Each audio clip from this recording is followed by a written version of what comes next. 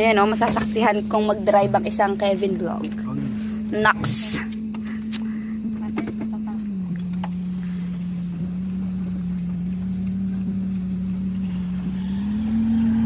Diretso mo para makaranas sa test. Diretso mo para makaranas sa restawan. Diretso mo na sa baba.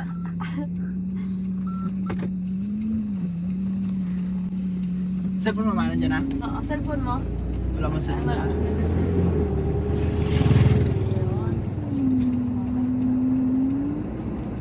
Lapitan mo, sir. Bait-bait pala ni Kevin eh. Ay, nag-judge ka. Kuntan namin. Dyan Ay, saan? nag-judge ka. Mabait ka pala. Di ba ginambilinan kita? Good boy. Pili ka na, pili nakatangayaan sa labas ulit. Baka wala. Ay, nakatampa ka wala sa labas ulit. Hindi talaga ako. Hindi ba 10 na hindi man ako Pagkay mo ko lang. Hindi talaga. Lumalapit nga ako, sabay kaawang niya eh. Sabi ko, sabi ko, Parang napipili niya na iniwasan mo. sabi ko, baka isip nito. Oo, alam mo ba yan?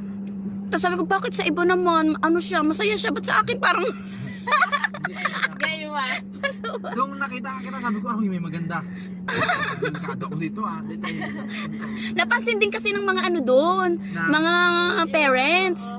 Kasi alam nila kasi na makulit ako. Ngayon, sabi nila, ang kulit, bakit parang hindi mo kinaya si Kevin? Sabi na bakit daw parang naging awkward. Sabi ko, hindi ko alam. Sabi ko, tinatry ko naman siyang i-approach, bakit gano'n? Sabi, ay ano kasi yun, matalinong tao yung kumbaga formal. Sabi ko, hindi sabi ko, gusto ko rin naman makipagkulitan sa kanya kasi yung sa video niya, makukulit. Kasi, sinang kasi makulit sa akin kasi may mga Hindi, sabi rin ba ni Mila, huwag na ako magano.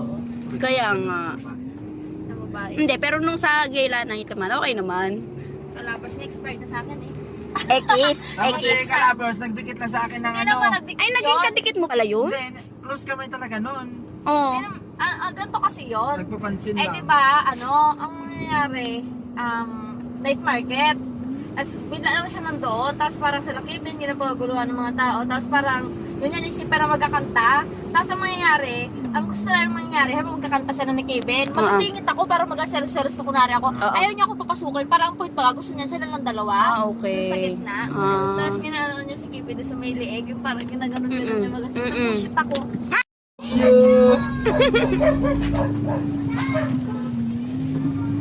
At least ngayon alam ko na. Pala ako.